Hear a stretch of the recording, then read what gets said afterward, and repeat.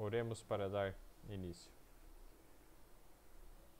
Senhor Deus e Pai, muito obrigado pelo dia, pelo sábado, pela oportunidade de estarmos aqui reunidos para aprendermos mais a Tua Palavra. Seja o nosso professor agora, por favor. Concede-nos Teu Espírito, guia-nos a compreender os tempos em que vivemos, a compreender também a sequência da história e com os erros do passado para não cometermos os mesmos erros. Acertar onde já foi acertado e assim tirar o máximo proveito de tudo que o Senhor já revelou. Em nome de Jesus. Amém. Então, vamos lá. Apocalipse capítulo 2. Na semana passada nós fomos Apocalipse 2, do 1 ao 7. Nesta semana, se Deus quiser, hoje, nós vamos Apocalipse capítulo 2, versos 8 em diante. Não sei se vamos conseguir terminar o livro do capítulo 2 de Apocalipse hoje, mas vamos o quanto pudermos.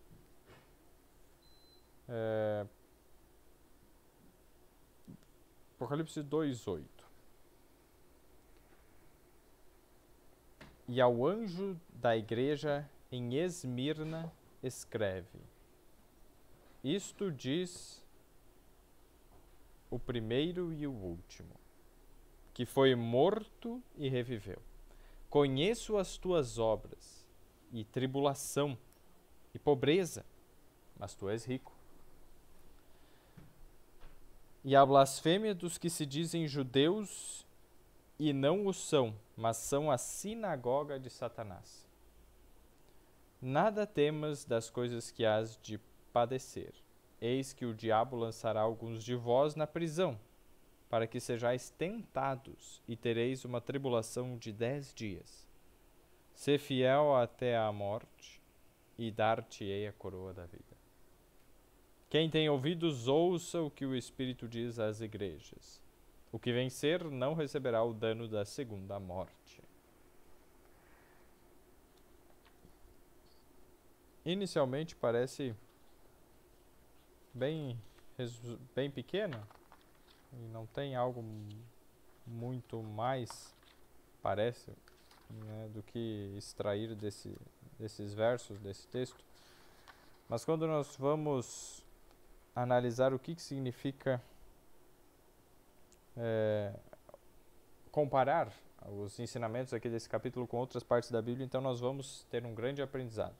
Primeiro de tudo, Esmirna significa mirra. Era uma questão de mirra.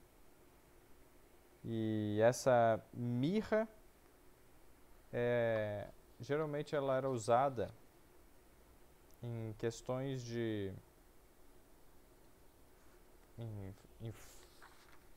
indicava amargura, sofrimento. Era um perfume, um cheiro bom, mas que geralmente decorria de sofrimento. E esse cheiro, né? Esse cheiro suave, agradável, mas resultado de sofrimento, nós vemos que essa igreja recebe a mensagem daquele que vive, isso diz o primeiro e último, que foi morto e que reviveu. Então, Jesus passou pela maior prova, ele passou pela morte eterna. Jesus passou pela morte eterna, pelo preço do pecado. Ele pagou, ele morreu e reviveu. E hoje, aquilo que foi algo tão terrível para ele, como algo amargo, resulta num cheiro suave. E assim nós vamos no verso 9, Apocalipse 2:9. Conheço as tuas obras, e tribulação e pobreza, mas tu és rico, e a blasfêmia dos que se dizem judeus e não o são, mas são a sinagoga de Satanás. A primeira parte, especialmente agora. Conheço as tuas obras e tribulação e pobreza, mas tu és rico. O que é ser rico para Deus? O que é ser rico perante Deus? Eudete, você pode abrir Lucas 12:21, por favor? Lucas 12:21 é o próximo texto. Em seguida, vou pedir para Sônia, se puder abrir 1 Timóteo, capítulo 6, os versos 17 a 19. Então, Lucas 12, 21. E 1 Timóteo 6, 17 a 19.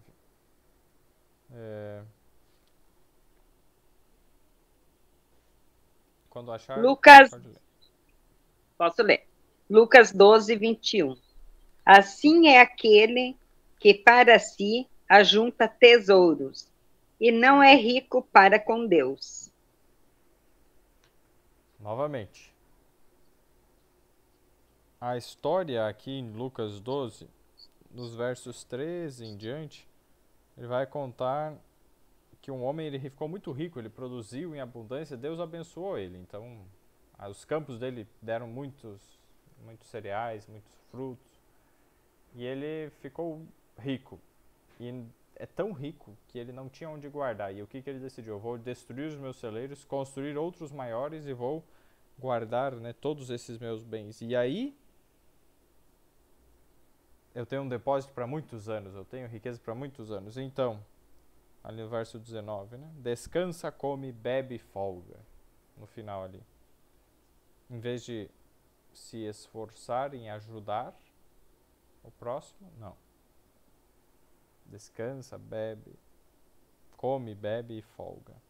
E aí Deus fala, né? Mas Deus lhe disse: louco, esta noite te pedirão a tua alma, e o que tens preparado para quem será? Então, Deus nos dá a riqueza não para nós nos acomodarmos.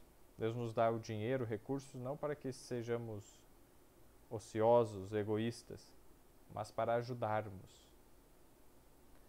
Qual foi o pecado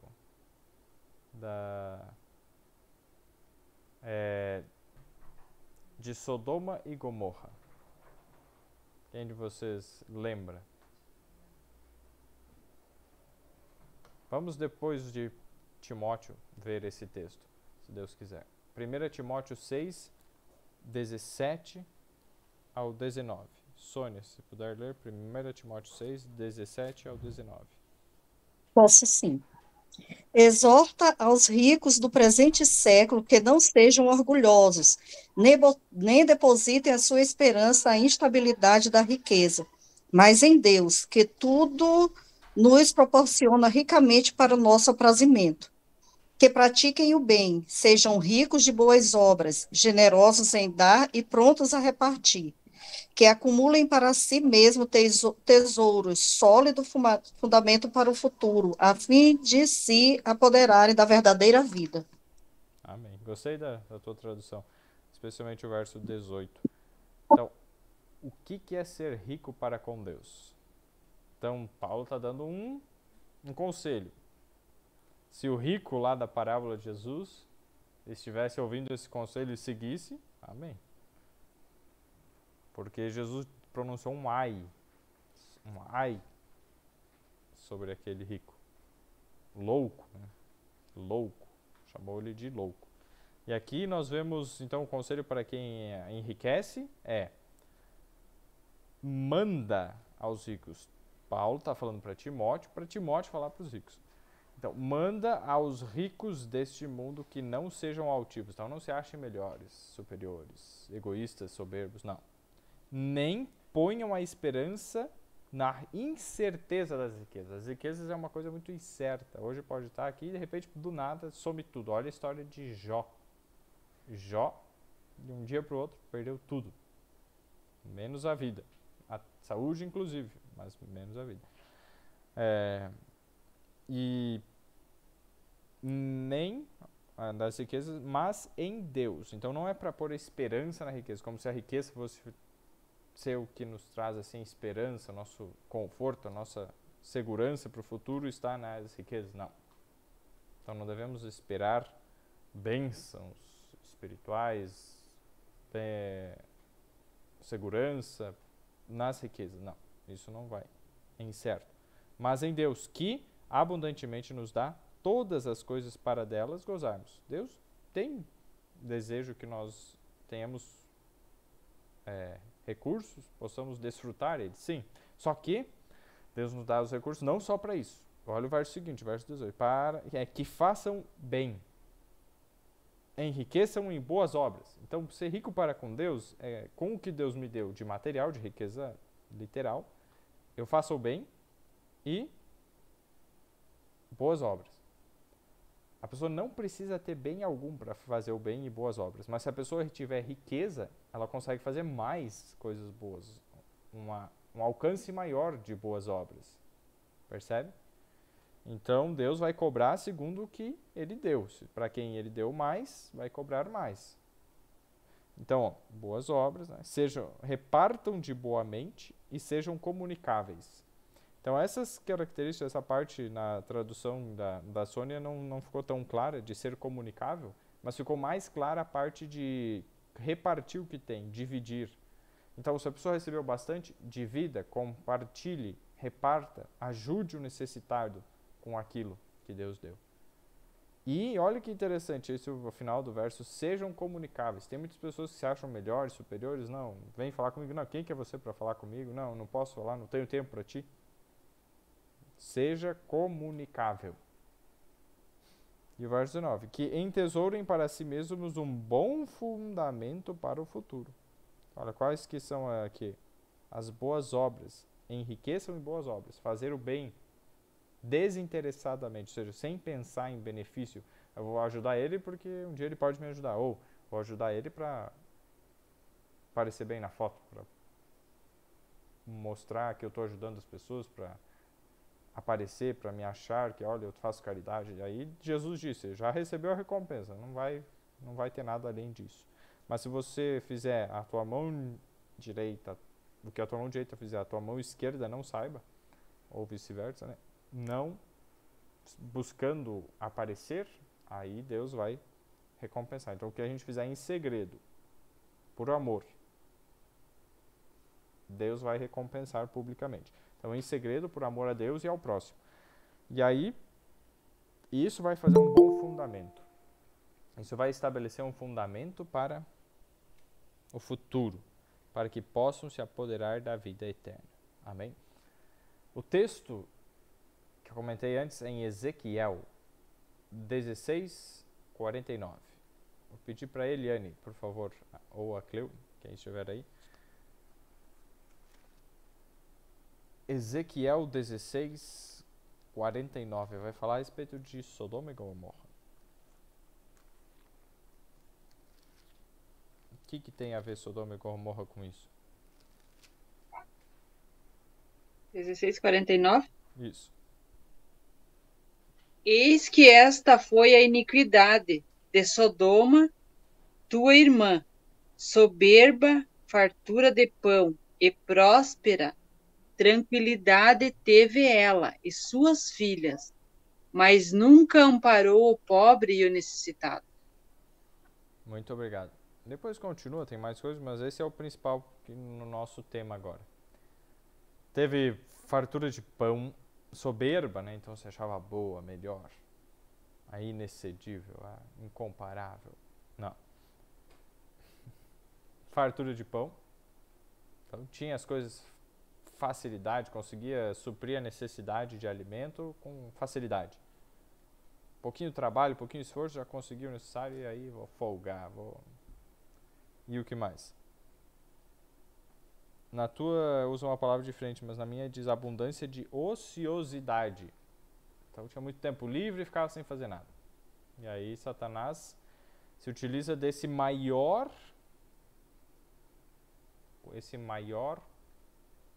auxílio às suas tentações. O que ajuda mais Satanás para nos tentar é a ociosidade. Então, se a gente quer ajudar Satanás, fique sem fazer nada e ocioso. Satanás vai conseguir colocar coisa ruim na cabeça, levar a tentação e... Então, não fique sem fazer nada. É o oposto, né? Não é bom. Fuja da ociosidade, encontre algo para fazer. Sempre, ajudar. Sempre tem gente precisando. E olha qual era o remédio que ela não usou e daí por isso se tornou tão egoísta, corrompida, abominável, e Deus as destruiu com fogo e enxofre, conforme está lá em Gênesis, capítulo 18 e 19. 18 é Abraão intercedendo, é o capítulo 19 de Gênesis. Aí voltando aqui, né?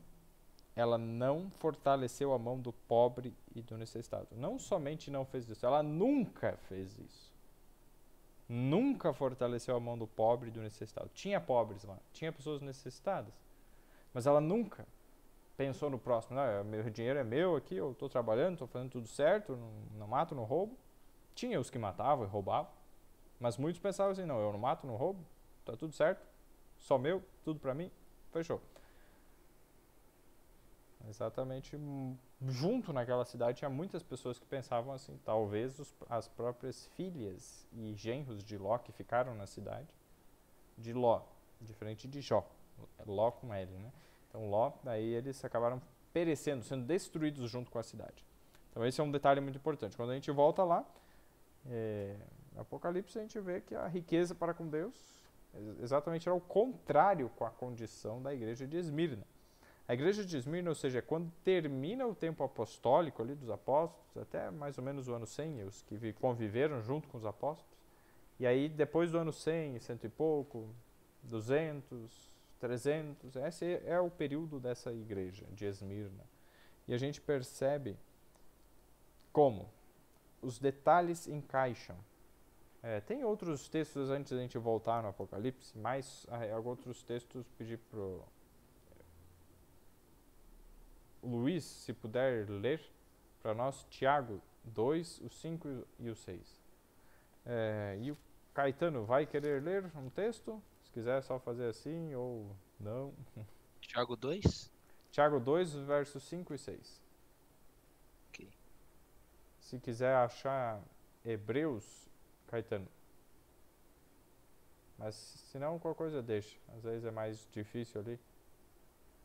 Não vi a indicação, mas vamos lá. Começar? Pode ler. Tiago 2, os versos 5 e 6. Ok. Ouvi, meus amados irmãos, não escolheu Deus os que para o mundo são pobres, para serem ricos em fé e herdeiros do reino que ele prometeu aos que amam. Entretanto, vós os menosprezastes o pobre. Vós outros menosprezastes o pobre. Não são os ricos que vos oprimem, e não são eles que vos arrastam para tribunais? Muito obrigado. Então a gente vê aqui em regra geral, os pobres aceitam mais facilmente o evangelho. Então Deus ele escolhe exatamente eles para serem ricos na fé, porque eles aceitam mais facilmente essa obra de ajudar o próximo. Porque eles passam por necessidade, eles sentem que a alegria de alguém é ajudá-los. Então eles querem compartilhar isso. Então, você pode ver. Tem vários experimentos sociais que tem no YouTube, na internet, você pesquisar assim, generosidade do pobre, a generosidade do pobre, experimento social, algo assim. O pobre, quando ele recebe algo e de repente tem alguém do lado dele que também precisa, ele compartilha. Já alguém, quando recebe, não paga nada, alguém que é melhor condição de vida, né, uma classe média, recebe algo, uma comida, por exemplo, e aí tem alguém do lado que está precisando, ele, não, é meu, eu ganhei. Passa um tempo, né, ele vai em outro... E eles fizeram várias vezes isso. Então, dava algo para alguém melhor de vida, né, passava o tempo, aí a pessoa chegava, um outro e pedia, você me... Não, é meu. Não. E aí o outro, que era necessitado, precisava daquilo, tem alguém precisando, ele compartilhava. Então, demonstra que Deus ele escolhe exatamente aqueles que estão dispostos a fazer isso, e geralmente os pobres, né? E aí coloca também que geralmente os ricos são mais opressores, que diz ali. Então, novamente, ricos na fé. O que é riqueza perante Deus? Ricos na fé. Um rico pode ser rico na fé? Sim. Mas é mais difícil, tanto que Timóteo tinha o dever de mandar os ricos fazer aquilo. Porque se não for algo bem deixado bem claro, é muito fácil se desviar. É uma posição mais difícil, né? Aqueles que possuem riquezas. Então, em vez de pedirmos riquezas para Deus, devemos pedir, Senhor, o que me dá esse espírito, né, de auxílio, de bondade, uma riqueza na fé, de auxílio ao próximo, ao pobre, ao necessitado. E agora Hebreus 11, os versos 24 ao 26. Vou ler aqui. Hebreus 11, versos 24 ao 26. Ou se o Hugo já achou, se quiser ler, só ativar o áudio ali.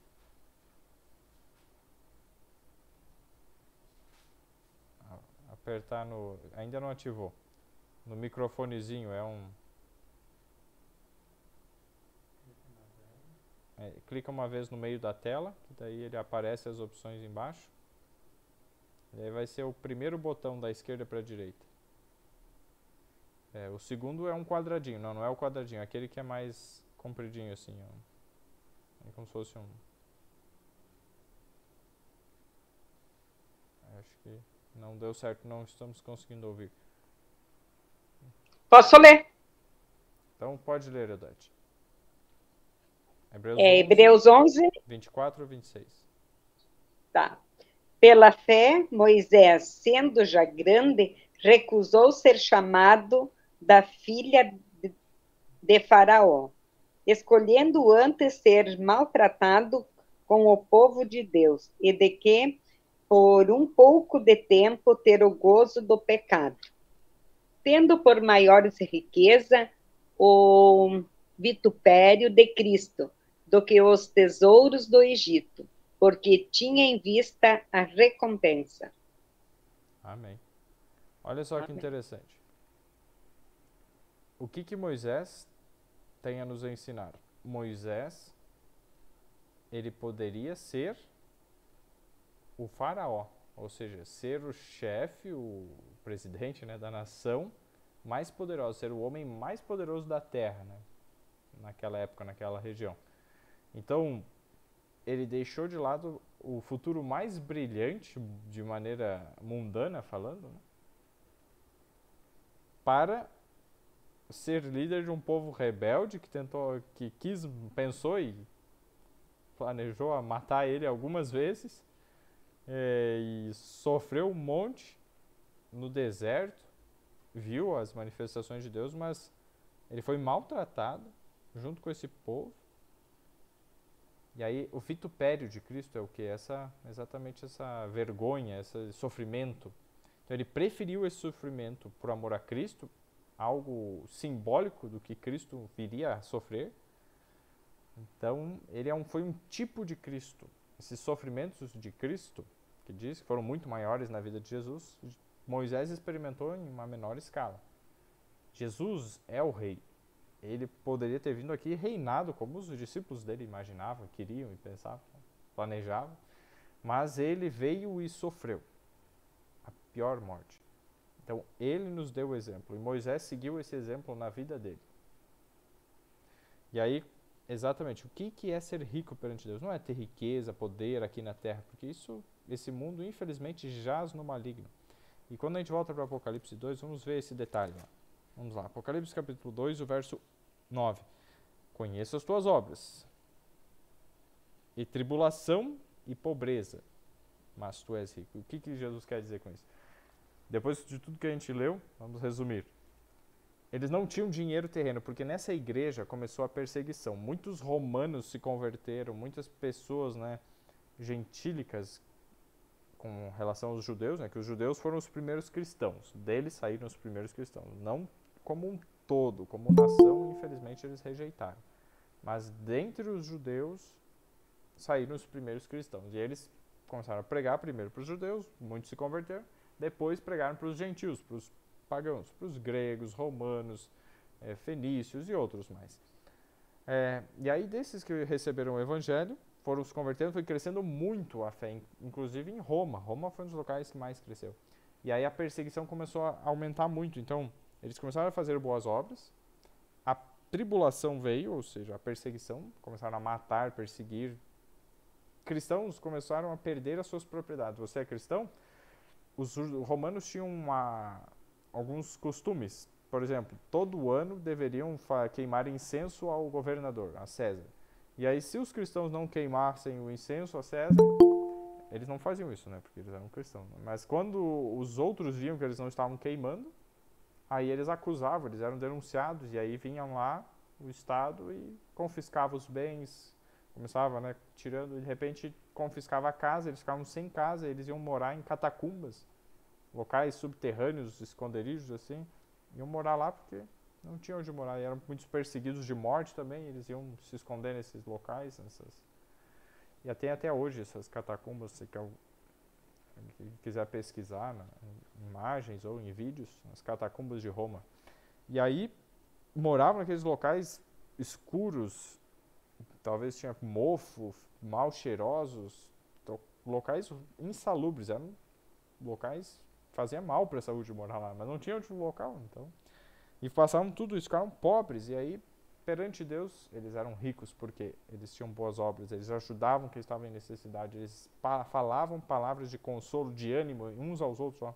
Permaneçamos firmes porque Jesus, ele nos prometeu, né, que ele vai. Esse texto já estava disponível para eles. Então talvez algum deles estava, ó, aqui a carta que João escreveu, a revelação, né, o Apocalipse, e aí chegava no próximo verso, eles liam as promessas. Exatamente isso. E olha só o detalhe, no verso 9.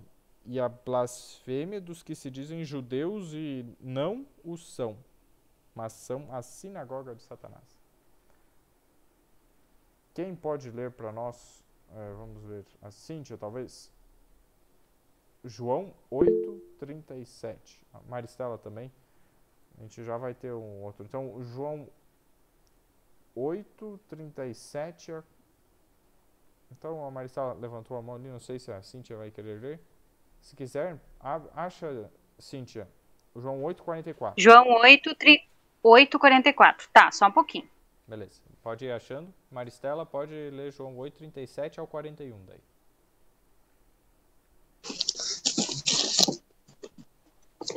Que é as palavras de Jesus aqui. 37? É João, isso, 8:37 a 41. Eu sei que sois semente de Abraão, contudo, procurai matar-me, porque a minha palavra não encontra lugar em vós. Eu falo do que eu vi com meu pai, e vós fazei o que viste com vosso pai. Eles responderam e disseram-lhe: Nosso pai é Abraão. Jesus lhe disse: Se fosse filho de Abraão, faria as obras de Abraão. Mas agora procurais matar-me a mim, homem, que vos tem dito a verdade, e que eu tenho ouvido de Deus. Isso Abraão não fez. Vós fazei a obra de vosso pai. Disseram-lhe: Então, nós não nascemos da fornicação. Nós temos um pai, Deus. Obrigado. Então, olha só, eles se achavam bons. Nós somos filhos de Abraão. Nós somos judeus. Somos descendentes de Abraão. Conforme a carne, talvez, mas... Vamos ver, a Cíntia leu o verso 44. Olha o que Jesus disse. Eles eram filhos de Abraão? Vocês pertencem ao pai de vocês, o diabo, e querem realizar o desejo dele. Ele foi homicida desde o princípio e não se apegou à verdade, pois não há verdade nele. Quando mente, fala a sua própria língua, pois é mentiroso e pai da mentira. Isso, muito obrigado. Então, olha só, Jesus foi bem claro em dizer: vocês são filhos do diabo, não de Abraão. Porque não faziam as obras de Abraão. Abraão amou Jesus. Ele viu Jesus, né, não toda a sua glória, né, mas ele contemplava Jesus, conversava com ele. Ele amava e queria compreender melhor o plano da salvação e viver uma vida de sacrifício, de renúncia para seguir o que Jesus falava para ele, né? Na época, muitos anos antes disso. Só que os judeus, não. Jesus falava, eles iam fazer as coisas do jeito deles. Então Jesus disse claramente: vocês não são descendentes de Abraão. Tem até um outro texto, Romanos 2, 28 e 29. O Décio quer ler? Romanos 2, 28 e 29. Se a Dani quiser ler também,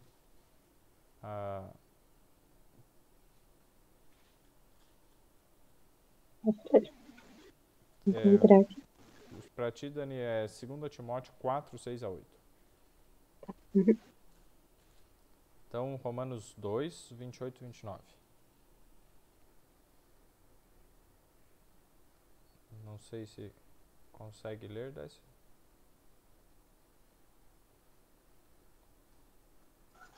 Não, Eric, não consigo. Tenho problema de visão e à noite eu não enxergo as letras. Tranquilo. Não os óculos. Tranquilo. Eu leio aqui, ó, Eu Romanos. prefiro bonito. Se alguém achou, quiser ler. Não sei se. Mas eu leio aqui. Tá, Cindy. Pode ler. Romanos 2, 28 e 29. Vamos só ativar o áudio. Daí pode ler, Cindy. Romanos 2, 28 e 29. 28 e 29. Deixa eu ver aqui.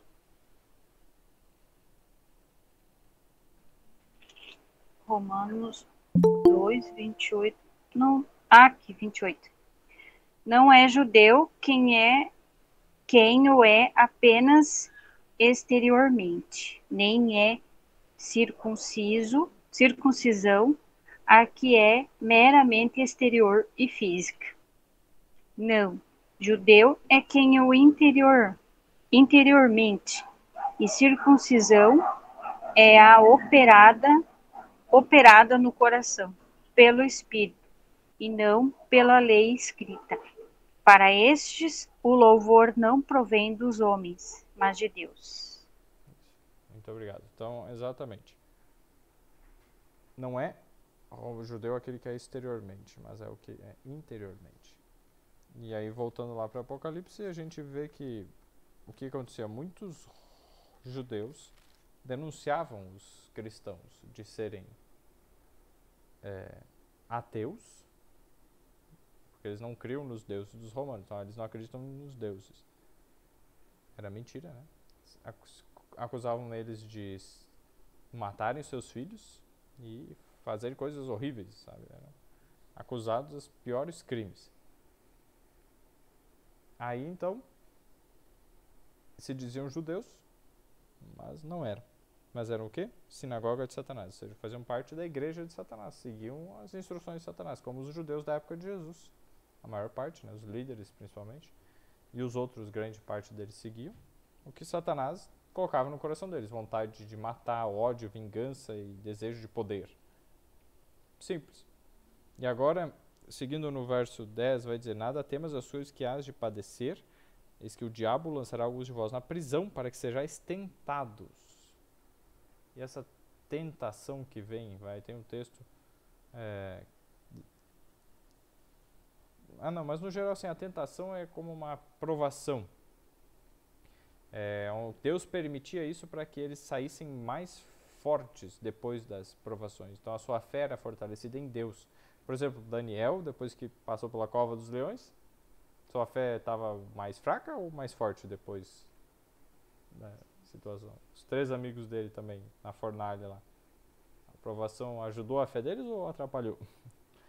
É meio óbvia a resposta. E aí, olha a promessa de Deus. E tereis uma tribulação de 10 dias. Tá? Tem mais isso. Ser fiel até a morte, dar-te-ei a coroa da vida. O que é essa coroa da vida? Antes da gente ver ela, que a Dani vai ler daí, o que é essa coroa da vida? Tereis uma tribulação de 10 dias, seguindo o mesmo princípio do dia-ano, conforme está revelado em Ezequiel 4, 6 e 7. É que um dia, em profecia, significa um ano literal. Então tereis uma tribulação de 10 dias.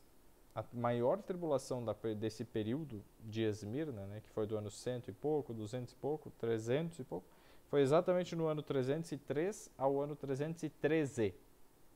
Do ano 303 até o ano 313, 313 depois de Cristo, o imperador Diocleciano fez a maior perseguição. Ele matava, perseguia, torturava. E aí se cumpriu exatamente. Depois passou, né, para o outro imperador, Galério. E aí depois ali pelo ano 313 mesmo, um pouco mais para frente, aconteceu algo na próxima igreja. Teve um imperador que deu uma acalmada na situação. Mas antes de ver sobre isso, ser fiel até a morte e dar-te a coroa da vida. Que coroa é essa? Dani, se puder ler para nós 2 Timóteo 4, 6 e 7. 6 a 8, desculpa, 6, 7 e 8. 2 Timóteo 4, os versos 6 ao 8. Uhum. Quanto a mim, estou sendo já oferecido por libação, e o tempo da minha partida é chegado. Combati o bom combate, completei a carreira, guardei a fé. Já agora a coroa da justiça me está guardada, a qual o Senhor, reto juízo, me dará naquele dia, e não somente a mim, mas também a todos quantos amam a sua vinda. Amém.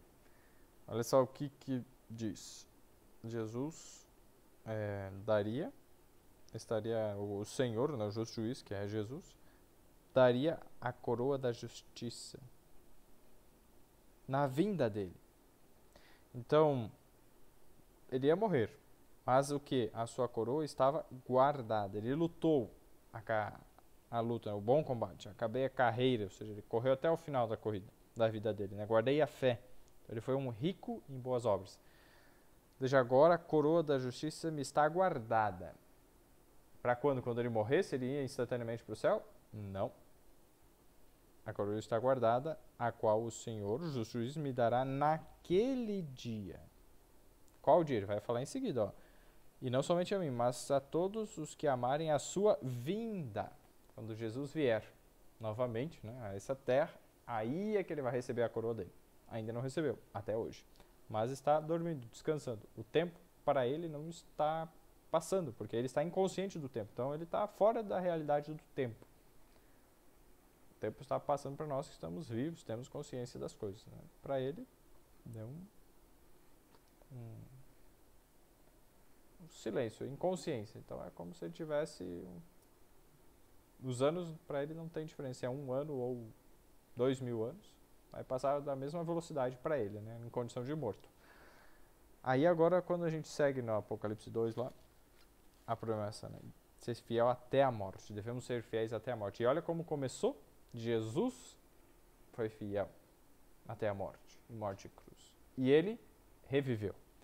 Então ele começa dizendo, eu morri e revivi. Aquele que foi morto, esteve morto e vive, né? E reviveu. Essa é a promessa. E Jesus passou por isso. O que ele nos pede não é algo impossível, porque ele venceu e ele nos dá a força para vencer. E aí o verso 11. Quem tem ouvido, ouça o que o Espírito diz às igrejas. O que vencer não receberá o dano da segunda morte. A segunda morte é o quê? A morte eterna. A primeira morte é a que eles morreram. Todos os que já morreram até hoje passaram pela primeira morte. A segunda morte é quando Jesus, então, ressuscitar aqueles que não foram salvos. E aí mostraram por que você não está salvo. Essa é a sua culpa. Você não recebeu, não aceitou o perdão que eu te dei. Então você vai receber a punição. Aí a punição vai ser destruído no lago de fogo. Depois que é destruído, morre a segunda morte. Morre para sempre. A morte eterna, porque não tem volta. E depois disso não vai ter mais ressurreição para aquelas pessoas que foram destruídas na segunda morte. Então, a segunda morte vai ser para aqueles que não seguirem, né, o exemplo de fidelidade, que esses não vão receber o dano da segunda morte. Então, alguma dúvida, alguma pergunta sobre a igreja de Esmirna? Agora temos pouco tempo para uma igreja muito importante. Pérgamo. Então vamos lá. Pérgamo.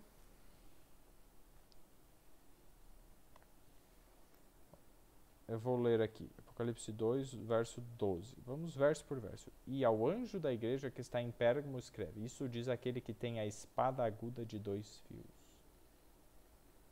Começa já com uma ideia de juízo. A espada. Aquele que tem a espada é Jesus. No verso 16, descreve isso do capítulo anterior, né? Apocalipse 1, 16. Ele tinha na mão as 7 estrelas, na mão direita, na sua boca saiu uma espada aguda de 2 fios. Seu rosto era como o sol. Então a espada, a palavra de Deus, que fala e as coisas acontecem. Verso 13. Do Apocalipse 2. Apocalipse 2, 13. Conheço as tuas obras e onde habitas, que é onde está o trono de Satanás. E retens o meu nome, e não negaste a minha fé, ainda nos dias de Antipas, minha fiel testemunha, o qual foi morto entre vós, onde Satanás habita. Conheço as tuas obras, Jesus conhece as nossas obras. E onde que habitavam os cristãos aqui dessa igreja de Pérgamo? É interessante nós olharmos o símbolo que Deus usou. A cidade de Pérgamo estava no alto do monte, em uma grande parte ao redor dela era penhasco, assim, despenhadeiro, né? Era impossível chegar por lá, exceto só por um caminho. Era muito difícil um exército conseguir chegar e invadir. Era uma cidade praticamente, como podemos dizer, inexpugnável. Não poderia ser expugnada, invadida, destruída. Mas ali se instalou o quê? O trono de Satanás. Ali estava o trono de Satanás. O que nos conta a história? Aquela cidade, ela foi primeiro, ela foi muito povoada depois de alguns acontecimentos que nós já estudamos. Babilônia foi conquistada. Os medo-persas conquistam Babilônia.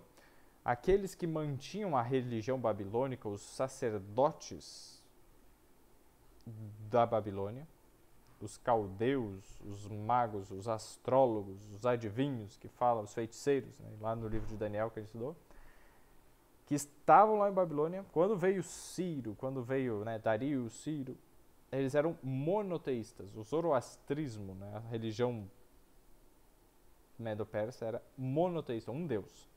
E aí, Babilônia era politeísta, vários deuses. E aí, quando vem a religião monoteísta, não fechou uma com a outra.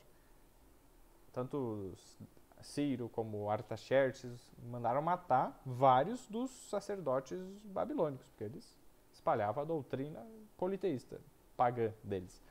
E aí, muitos que escaparam, alguns, né, que escaparam dessa perseguição, fugiram para Pérgamo e foram habitando lá. Isso já centenas de anos, né, 500 e tantos anos antes de 400 e poucos anos antes de Cristo. E aí foram morando lá, foram habitando. E lá aquela doutrina foi permanecendo, aquele culto, né, aos vários deuses. Lá também surgiu o mitraísmo. Na religião eles usavam uma mitra também, que continua até hoje, né, por meio. A gente já vai entender o porquê. E aí, lá surgiu então o mitraísmo. E aí o que acontece? Depois vieram os gregos. E aí quando os gregos chegam lá e vem e os romanos também, né? Os gregos e os romanos, quando vem aquela forma, né, de culto, acabam juntando as suas crenças e formando uma mistura das crenças politeístas dos babilônios. Isso, o sincretismo religioso. Obrigado. Isso aí. E aí o que acontece? Naquela cidade que tinha todas essas características, tinham cristãos também. O evangelho chegou lá. Só que estava ali o que é o trono de Satanás. Satanás tinha ainda, né, continuado aquela religião politeísta que adorava o sol, que adorava a lua. Então o Deus Sol era adorado lá. E aí, se não me engano, o Deus Mitra é o Deus Sol que eles adoravam. Aí foi mudando de nomes ao longo do tempo, né, com esse sincretismo religioso. Veio então alguém que permaneceu fiel, que não negou a fé. Veja só, Antipas. Nos dias de Antipas também tinha outros, né, mas teve Antipas. A história conta que esse Antipas foi um cristão fiel, que ele foi colocado dentro de uma bola de cobre, se não me engano, fechado dentro de uma cúpula, um recipiente de cobre, aquecido fogo embaixo daquilo e queimado lá dentro dessa forma. Coisa horrível. Só que é interessante o nome dele. Na Bíblia a gente não encontra esse nome em outro lugar. Antipas. mas ele lembra algo. Antipapa. Antipapa. Então ele era alguém que era contrário a essa centralização da religião em uma pessoa, a divinização de uma pessoa, colocando ela como autoridade absoluta e o que ela diz os outros têm que seguir, sem ter liberdade de consciência, sem poderem decidir por si mesmos, com base na palavra de Deus, o que é ou o que não é, e tomar a sua escolha, mas que haveria alguém, né? Então esse princípio de sistema, como é o sistema de Satanás, havia já alguém que era contra, e era fiel a Deus. E aí esse que era anti os papas foi perseguido e morto. E aí, pouco tempo depois, o que acontece? Nessa igreja, veja o verso 14. Mas, Apocalipse 2,14, mas algumas poucas coisas tenho contra ti, porque tens lá os que seguem a doutrina de Balaão, o qual ensinava Balaque a lançar tropeços diante dos filhos de Israel, para que comessem os sacrifícios da idolatria e fornicassem. Então tinha alguns no meio que pensavam diferente do Antipas. Que pensavam assim, não. O que a gente pode ganhar com essa situação? Balaão. Quem foi Balaão? A história de Balaão ela está melhor descrita em Números. Tem alguns capítulos, né? Mas nós não vamos ler todos os capítulos aqui no livro do Daniel Apocalipse, né, de Uriah Smith, esse aqui. Ele traz só uma citação assim, né, quem tiver interesse, né, para ler os capítulos, deixa eu só ver aqui, de 22 ao 25 de Números. Então, quem tiver interesse, capítulos 22 ao 25 de Números, o quarto livro da Bíblia. E aí, vai ter uma história mais detalhada, como é que foi a ida, a mula falou com a Balaão, tinha um anjo com uma espada lá para o punir, então a espada de Deus, ela repreende, ela pune, castiga. Mas tem um texto que a gente pode ler, que está em Números 31.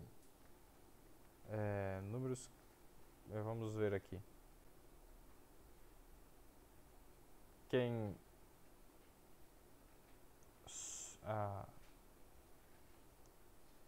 Romilda, você quer ler um texto? Ou se não quiser. Acho que eu vou... Antes na sequência, deixa eu ver. Eliane, ou Cleo. Números, quarto livro da Bíblia, capítulo 31, o verso 7... Desculpa, o verso...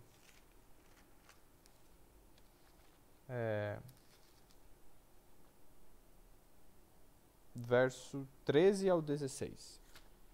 Números 31, 13 a 16, isso. Moisés e Eleazar, o sacerdote, e todos os príncipes da congregação saíram a recebê-los fora do arraial. Só o 13? Até o 16. Indignou-se Moisés contra os oficiais do exército, capitães dos milhares e capitães das centenas que vinham do serviço da guerra. Disse-lhes Moisés: deixastes viver todas as mulheres? Eis que estas, por conselho de Balaão, fizeram prevaricar os filhos de Israel contra o Senhor, no caso de Peor, pelo que houve a praga entre a congregação do Senhor. Então, o que aconteceu? Aqui no Números 31 que ele dá essa explicação. Quando, depois de um bom tempo, né, passaram novamente naquela região e aí houve a guerra e eles, naquela guerra, os soldados não mataram, como Deus orientou, as mulheres. E aí Moisés ficou indignado. As mulheres, essas foram as que fizeram o povo pecar, prevaricar, ou seja, transgrediram a lei de Deus. E veio a praga sobre o povo. Que praga foi essa? Como é que foi? A gente tem a praga, a descrição da praga lá em Números, ali mais no início, nos versos capítulo 25 ali, se não me engano. Só que, no capítulo 25. Só que aqui descreve quem que foi que deu a ideia. Por conselho de Balaão, o que acontece? Balaão foi, nos capítulos 22 a 24 de Números ali, ele vai descrever que Balaque, o rei daquela região, e o rei dos Moabitas, chamou Balaão porque ele queria amaldiçoar o povo de Israel. Balaão uma vez tinha sido um profeta de Deus. Ele foi lá, queria amaldiçoar, aí deu toda aquela história. Ele era para ir, não era para ir, Deus disse para não ir, mas ele queria ir, daí tá, até que ele insistiu, foi, e aí o anjo apareceu com a espada, né? E aí ele, não, tudo bem. Aí, com a mula, né, que daí a mula falou para ele, falou com ele, né? Deus abriu a boca dela, né, deu essa capacidade para ela expressar o que ela estava sentindo, passando. Aí depois, ele foi lá. E aí toda vez que Balaque dizia, vamos amaldiçoar, né, fazia os altares, sacrificava, se não me engano, 7 animais lá, e ia amaldiçoar, e na verdade ele abençoava o povo. Umas 3 vezes, assim, né? Vamos para outro local, fazer mais sacrifícios e tal, e amaldiçoar, e abençoava o povo, e abençoava o povo. Até ele ficou indignado, Balaque, você está só abençoando eles? Porque o Espírito de Deus não permitia que ele amaldiçoasse, né? Ele queria amaldiçoar porque ele ia receber riquezas. Balaque ia dar um bom dinheiro para ele, caso ele fizesse isso. Até que o que aconteceu? Abençoou, daí ele voltou para lá e aí ele se rebelou contra Deus. Jezabel não... E aí ele deixou de ser um profeta de Deus. E aí ele decidiu, não, vou voltar lá, vou conseguir esse dinheiro aí. Porque ele não recebeu nada, ele só tinha feito o oposto, né, do que Balaque tinha pedido. Então ele voltou lá e deu um conselho. Aqui descreve, né, qual que foi o conselho. As mulheres foram levadas, assim, com roupas sedutoras, a se expor aos filhos de Israel, a convidar, né, para umas festas. E nessas festas eram sacrificados animais aos ídolos, eram comidos os sacrifícios dos ídolos. E aí o povo foi se envolvendo em prostituição e foi... Números 25 descreve como é que foi. Veio a praga e daí muitos morreram. Milhares morreram. E aí, Balaão, então, o que ele fez? Como não conseguia diretamente contra o povo de Deus, faz o povo de Deus se desviar. Coloca lá algumas coisas, né, sedutoras para ele ir, assim, se desvia. Aí consegue destruir. Ou seja, o mesmo espírito estava presente lá em Pérgamo. Doutrina de Balaão. Mas olha o que aconteceu com Balaão. Os números 31, agora os versos 7 e 8. Maristela, se puder ler para nós, os números 31, versos 7 e 8. Contra o que aconteceu nessa guerra, né? Que infelizmente eles não fizeram o que Deus disse e tudo, né? Não destruíram essas mulheres que eram muito corruptas, muito más, né? Verso 31, 7 e 8. Ah, tá. E eles guerrearam contra os midianitas, como o Senhor ordenara a Moisés, e mataram todos os homens, e mataram além dos demais que foram mortos os reis de Mídia, Avi, Arrequer, Yazu, Yaú e Arrebá, 5 reis de Midian. Também a Balaão, o filho de Beor, mataram pela espada. Muito obrigado. Então eram os midianitas, até eu falei trocado ali. Então olha só, mataram a Balaão. Mataram a Balaão, filho de Beor, a espada. Como é que fala lá em Apocalipse? Capítulo 2, né? E foi exatamente isso. Desculpa, eu falei ali, só estou conferindo a informação. Na verdade, o Balaque, ele era nas campinas de Moabe. Então, os midianitas e moabitas eram juntos. Mas foi dos de Moabe, os moabitas, isso aí. Então, não estava errado quando eu falei.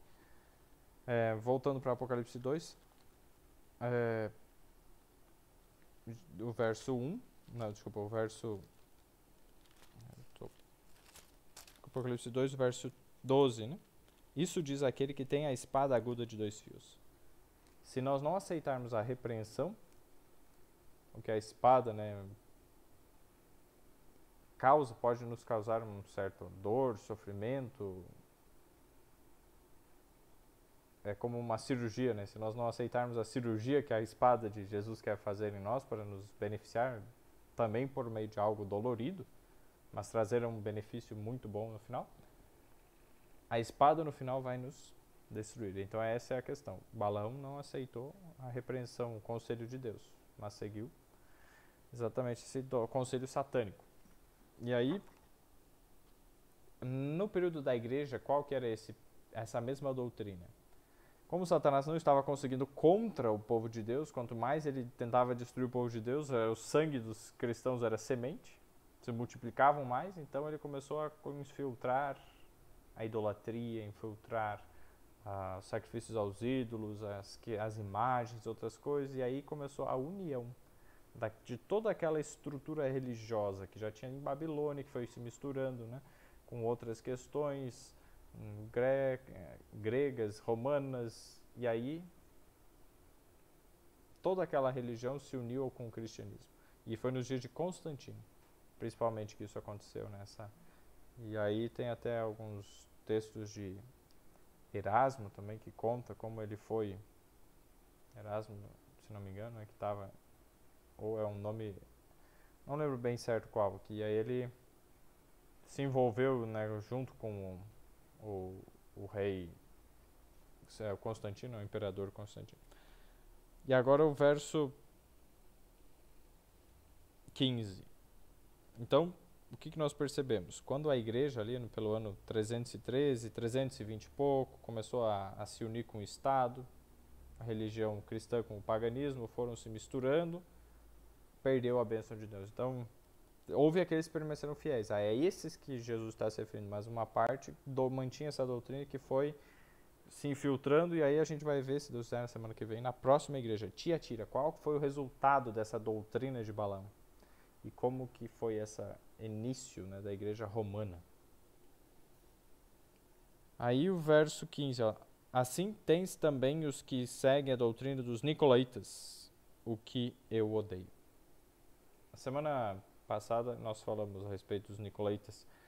Eles defendiam, né, que não tem problema comer coisas sacrificadas aos ídolos, a questão do adultério não é bem assim, o casamento também, fornicação, não tem muito problema. Só que, estudando mais, eu vou passar para vocês o que eu aprendi a mais.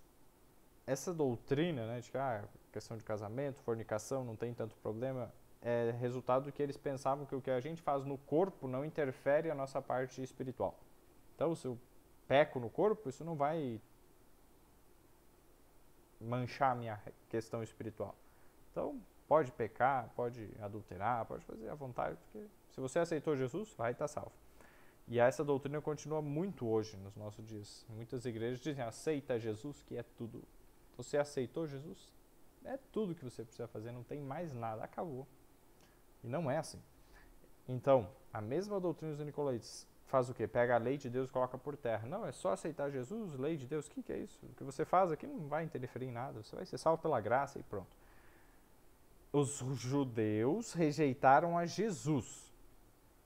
Os cristãos hoje rejeitam a lei de Cristo Jesus. Só que Jesus, ele veio para cumprir a lei, ele veio demonstrar o que era cumprir a lei. E os judeus rejeitaram essa demonstração da lei de Deus. Jesus é a lei de Deus manifestada em carne, né, na forma visível, na nossa realidade. Então ele cumpriu toda a lei. Ele é a lei de Deus, porque Salmo 119, vamos ler esse texto. Eu vou ler aqui para ir mais rápido. Salmo 119, 142. O que nós lemos aqui? A tua justiça é uma justiça eterna e a tua lei é a verdade. Ponto. A lei de Deus é a verdade. A justiça de Deus é uma justiça eterna e a tua lei é a verdade. E aí quando a gente vai em João 14,6, um texto muito famoso, conhecido, o que está escrito? Jesus, e disse-lhe Jesus, eu sou o caminho e a verdade e a vida. Ninguém vem ao Pai senão por mim. Ou seja, a lei de Deus é a verdade. Jesus disse que ele é a verdade. Então Jesus é a personificação da lei de Deus. Jesus é o cumprimento total dos princípios da lei de Deus, que é a lei do amor. Então, Jesus viveu o amor na sua essência, na sua totalidade. Então, quando alguém rejeita Jesus, automaticamente está rejeitando a lei de Jesus, que é a lei de Deus. O pecado dos judeus foi rejeitar Jesus. E automaticamente rejeitaram a lei, né? Porque eles viam a personificação da lei, só que era diferente do que eles pensavam, que eles queriam, então era a lei do amor, eles eram egoístas, não, pá. A mesma coisa acontece nos nossos dias com uma roupa um pouco diferente. As pessoas dizem que aceitam Jesus, mas rejeitam a lei de Jesus. Pô, você está rejeitando a lei, e Jesus é o cumprimento da lei, então esse Jesus é um Jesus diferente, não é o Jesus da Bíblia. Então está rejeitando o próprio Jesus da Bíblia. Então quando rejeitamos a lei de Deus, rejeitamos o próprio Deus. Quando rejeitamos a Jesus, rejeitamos o próprio Jesus. A lei de Jesus, né? Quando rejeitamos a lei de Jesus, rejeitamos o próprio Cristo, porque e Jesus disse, eu e o Pai somos um, então é a mesma lei. Quando nós começamos a ver que o pecado que trouxe a destruição para Jerusalém, o cerco de Jerusalém, aquilo que passaram, aquela fome, aquela coisa terrível, é o mesmo pecado do mundo cristão hoje, não só cristão, mas o mundo como um todo. A condenação que veio a Jerusalém é um símbolo do que vai vir para o mundo todo. A mesmo símbolo, né, do cerco indica que vai haver uma fome terrível sobre toda a terra. As pessoas vão se matar umas às outras, comer umas às outras, coisa horrível, pior do que foi até na questão lá de Jerusalém. Só que aí é nesse tempo que já aí vai ter fechado a porta da graça, vão ter rejeitado a última advertência, Satanás estará solto, haverá uma destruição total na terra, as pragas de Deus, os juízos de Deus, né, do Apocalipse, que a gente vai ver se Deus quiser mais pra frente, 16. Nesse momento o povo de Deus é protegido, guardado.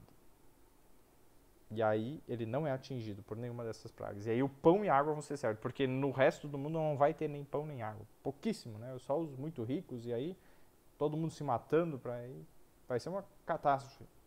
Mas o povo de Deus vai ser protegido, vai ter pão e água. Mas vai estar passando por uma angústia também. E aí essa é a diferença da angústia que a gente já estudou em Daniel, né? Porque quando Jesus disse em Mateus 24 que haveria uma angústia, como nunca houve antes, nem haveria depois. E aí depois de Daniel lá, uma outra angústia que não houve nenhuma igual e não haverá nenhuma depois. Qual das duas, como é que é? Quando Jesus falou aquilo, ele estava se referindo a uma angústia que sobreveio à igreja. E só a igreja. O resto do mundo estava tranquilo, né? Os que seguiam o Papa e as coisas. Mas quem não seguia, que a gente está até estudando aqui, era perseguido. Então eles sofreram uma angústia. E isso ao longo da Idade Média, os 1260 anos. E aí, que é exatamente o período da igreja da semana que vem, de Tiatira.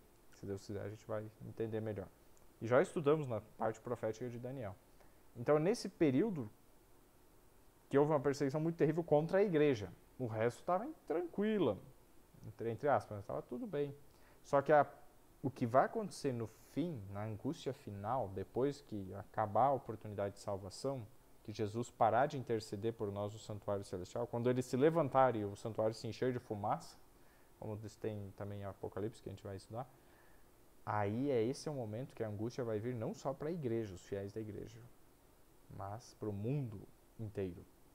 Todos vão sofrer. E vão sofrer mais, principalmente fisicamente falando, assim, né, de flagelos e morte, né, grande parte da população vai morrer, vão ser os que não aceitaram a Deus, a Jesus, né, a sua lei, que rejeitaram a lei de Deus, rejeitaram a lei de Cristo e, consequentemente, o próprio Cristo, né, aceitaram um falso Cristo.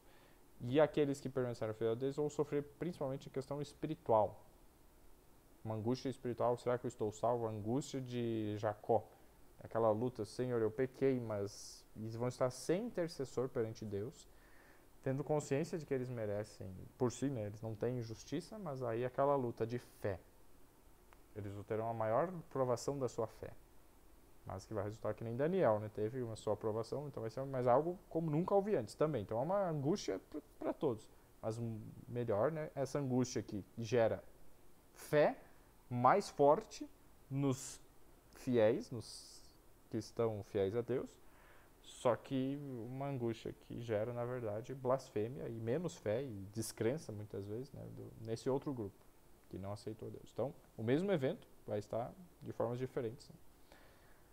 E para terminarmos lá, Apocalipse capítulo 2, verso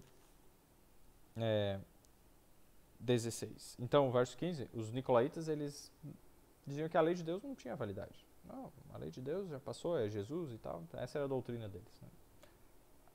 Éfeso odiava essa doutrina e mandava embora quem tinha essa doutrina. Já aqui tem alguns que tinham essa doutrina, né? E esse é o problema. E aí o verso 16. Arrepende-te, pois, quando não, em breve virei a ti e contra eles batalharei com a espada da minha boca. Assim como o Balaão não se arrependeu, a espada foi lá e morreu pela espada, interessante o detalhe. Aqui, Jesus diz, né? Se você não aceitar a cirurgia que eu estou disposto a fazer em você, com a minha espada, com a minha palavra, essa mesma espada vai te destruir no final.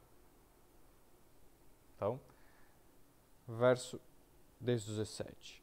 Quem tem ouvidos, ouça o que o Espírito diz às igrejas. Ao que vencer, darei a comer do maná escondido. Dar-lhe-ei uma pedra branca, e na pedra um novo nome, escrito, o qual ninguém conhece senão aquele que o recebe. Para nós é algo novo, assim, nossa, receber uma pedra branca. Interessante, é algo novo no estado. Mas para a época era uma imagem mais real, porque os romanos usavam pedras brancas para aqueles que venciam, né, nas Olimpíadas e tal, davam uma pedra com um nome de destaque, assim, olha só, o seu nome na pedra branca aqui é como se fosse algo junto, como se fosse uma medalha, né, junto com aquela tiara, né, grinalda que eles recebiam. E também, quando um escravo era liberto, ele recebia uma pedra, colocando que ele havia sido libertado. Então, a libertação do pecado, não mais estando sujeitos a pecar, é um símbolo, né? Quando Jesus nos der essa pedrinha branca. E um novo nome, um nome que indica a vitória sobre o pecado, um nome que indica a nossa experiência pessoal com Deus e a vida eterna. Daí a coroa da justiça que na igreja de Esmirna nós vimos. Então, seria mais ou menos isso da igreja de Pérgamo. É uma igreja bem interessante. Alguma dúvida? Ou algum comentário? Alguma contribuição?